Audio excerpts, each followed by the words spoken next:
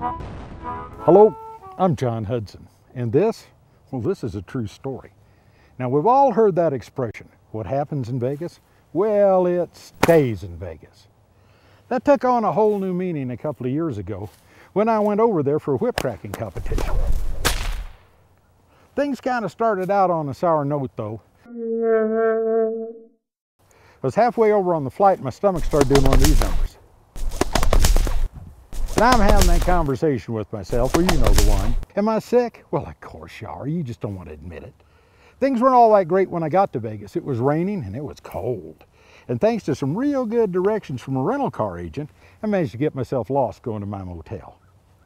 So here I am driving around sick and lost in the rain, and I can't find my motel, which is starting to become kind of an urgent issue. And I spot this fast food restaurant over there and I'm thinking, you know, maybe they could tell me how to find my motel. Well, they could and they did, and it was a good thing because just as soon as I got to my motel, it was which I found to be a rather draining experience and promptly shuffled off to sleep for the next 13 hours. The next morning, I woke up feeling like my grandma used to say, feeling puny. I had that I have been sick hangover, where you know you're not sick anymore, but boy, you are a long ways from being a spunky monkey. And this is the day of the competition, this routine I did. It's called hoofbeats. It's like you're riding along in a carriage. Somebody wants to race with you, so you got to go a little faster. Then you get the buggy whip involved because you want to inspire the horse. Then you really want to go fast because you want to win this thing. Come on up there. Faster, faster, faster, faster, faster. Either you or the horse has a heart attack. But there was absolutely no reason for any CPR to get involved in this, because halfway through the routine, I managed to wrap the whip around my arm. So let me see here now. I've been here 2 days. So far, I've been sick, lost in the rain. I just blew what I came over here to do. I got one more day to go. Boy, howdy. I just can't wait for tomorrow.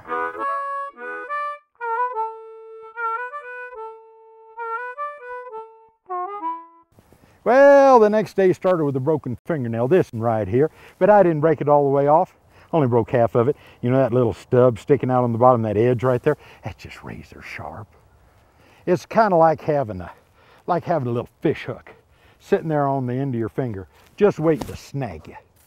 And of course, I can't have fingernail clippers on an airline because the government determined that as being bad, so I'm looking around for a place to find some fingernail clippers, and I see this drugstore over there, and I'm thinking I'll probably get them there. Only problem is I can't get there. I'm on the inside of a 2-lane left turn lane. It's over there. I'm here. I need to be over here. So I look in my mirrors and I look around. I don't see anything. So I start easing over. Oh man, there's a car there.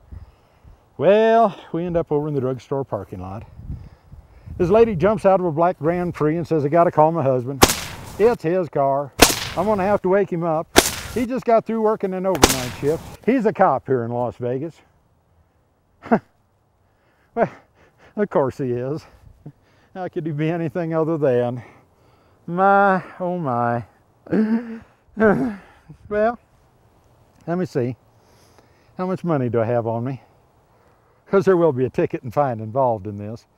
So I'm about halfway through my net worth when she snaps shut the cell phone and she says, I can't wake him up. I gotta be somewhere. I'm gonna call my insurance agent and see if he can work this out. Well, you know what? He did. Splendid. I'm getting a little lucky. Maybe I'll find a slot machine, eh? Well, things were on an upturn. Every hour it went by is 1 hour closer to going home. By midnight, I'm sitting in McCarran Airport ready to get on a plane. I'm sitting there thinking, you know, the trip from hell, just about over with. Tonight, I'm going to sleep in my own bed, which made me happy. So happy, in fact, it didn't bother me. It's one of those little regional airlines, your seat's about that wide. You're going to be numb from the waist down by the time you get there, but I didn't care about that. The only thing I cared about is what I've been waiting 3 days to hear. Ladies and gentlemen, we're on final approach. We're going to land within 15 minutes. Yes, indeed, yes, indeed, yes, indeed. But then I heard a discouraging word, fog. Ladies and gentlemen, because of the fog, we're going to have to circle. We can't land. So we circled, and we circled, and we circled some more. Then I heard a whole lot I didn't want to hear at all. Ladies and gentlemen, because of the fog, we're going to have to return to Las Vegas. What? No. Well, the flight back to Las Vegas was lacking the charm and excitement normally associated with that flight. McCarran Airport wasn't all that groovy. When we left, there were shops open, there was people there. Now the only thing there is men riding around on vacuum cleaners, like little men on Zamboni machines. And you can't sleep because the place is just packed full of slot machines. And every 15 seconds, one of them's going, Wheel of Fortune. So by 3:30 in the morning, we're reduced to drinking warm soda pop and eating stale cheese and peanut butter crackers. And everything just all of a sudden segues right over into the weird zone when they're saying, oh, the fog? No. That's not a problem. We can land. The problem is we can't take off because we have a seat broken. And this young lady that's with us, she's not doing well with that at all. She's saying, well, why don't we just throw the seat out on the runway and then we can be on our way. In fact, we could even help fly the airplane.